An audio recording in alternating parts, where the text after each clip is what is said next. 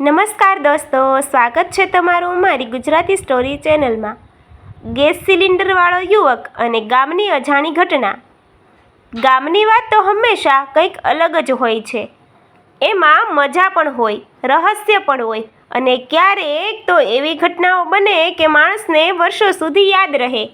આવી જ એક સત્ય ઘટના બની હતી સાણંદ નજીક આવેલા એક નાનકડા ગામ રામપુરમાં। રામપુર ગામ ખૂબ જ શાંત અને સૌમ્ય લોકોનું ગામ હતું। લોકો એકબીજાને ઓળખતા અને મદદ કરવા માટે હંમેશા તૈયાર રહેતા। તે ગામમાં દર અઠવાડિયે એક ગેસ સિલિન્ડર આપતો યુવક આવતો। એનું નામ હતું જયેશ। ઉંમર આશરે 25 વર્ષ। ખૂબ જ મહેનતુ અને હંમેશા હસતો રહેતો। ગામના બધા લોકો તેને ઓળખતા અને તેને ખૂબ જ પસંદ કરતા। જયેશ રોજ સવારથી જ તેની ટેમ્પોમાં ગેસના સિલિન્ડર ભરતો અને અલગ અલગ ગામમાં સપ્લાય કરતો। એક દિવસ એને રામપુર ગામમાં થોડું મોડું થવા લાગ્યું। સાંજના લગભગ 6 વાગી ગયા હતા। ગામમાં તો સૂર્ય ઢળી ગયો હતો અને હળવો અંધારું છવાઈ ગયું હતું। જયેશે વિચાર્યું કે ચાલ આજે છેલ્લી ડિલિવરી કરીને જાઉં। તે ગામના અંતમાં આવેલ એક જૂના મકાન તરફ ગયો। આ મકાન વિશે ગામમાં થોડી અજબ વાતો ચાલતી હતી। લોકો કહેતા હતા કે આ મકાનમાં પહેલા કોઈ રહેતું હતું, પણ હવે વર્ષોથી ખાલી પડ્યું છે। રાત્રે ત્યાંથી અજાણી અવાજો પણ આવે છે, પણ જયેશને આવી વાતોમાં વિશ્વાસ નહોતો। તેણે ટેમ્પો મકાન સામે ઊભો રાખ્યો અને સિલિન્ડર ઉતારવા લાગ્યો। એટલામાં મકાનના દરવાજા પાસે એક મધ્યવયીન સ્ત્રી આવી અને બોલી, બેટા, અહીં સિલિન્ડર મૂકીને જા।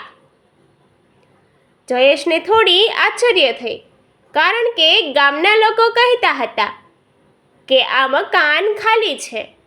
છતાં તેણે વિચાર્યું કે કદાચ કોઈ નવા લોકો આવ્યા હશે। તે સિલિન્ડર લઈને અંદર ગયો।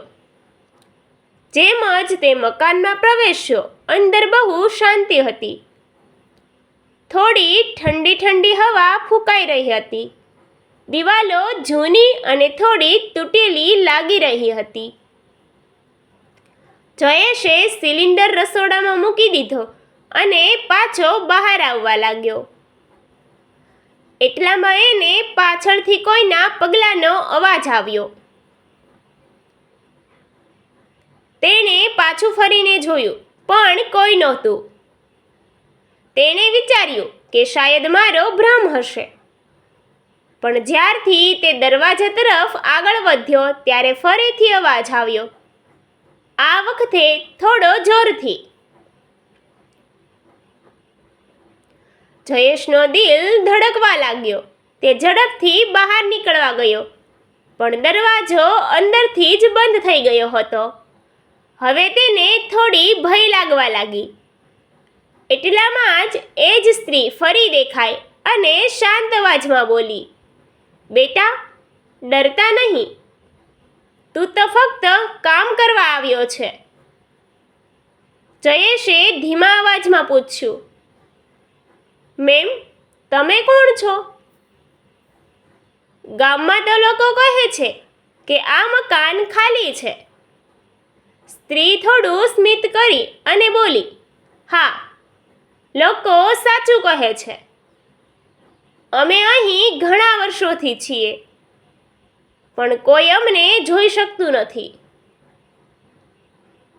આ સાંભળતા જ જયેશના શરીરમાંથી ઠંડો પસીનો છૂટી ગયો।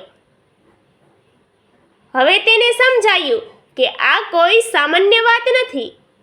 એણે ભગવાનનું નામ લીધું અને મનમાં પ્રાર્થના કરવા લાગ્યો।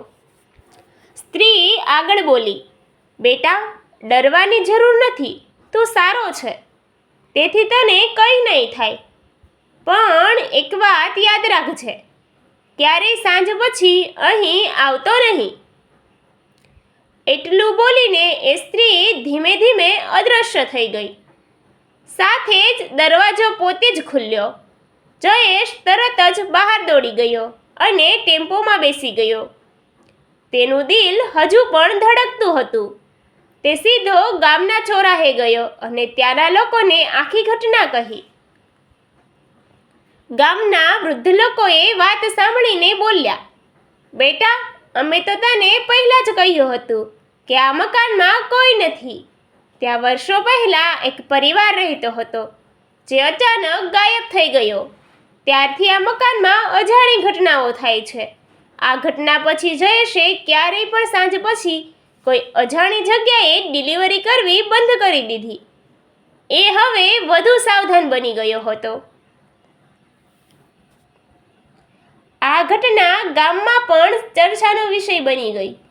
લોકો કહેતા કે જયેશ નસીબદાર હતો કે એને કંઈ નુકસાન થયું નહીં. આ સત્ય ઘટના આપણને એક પાઠ શીખવે છે.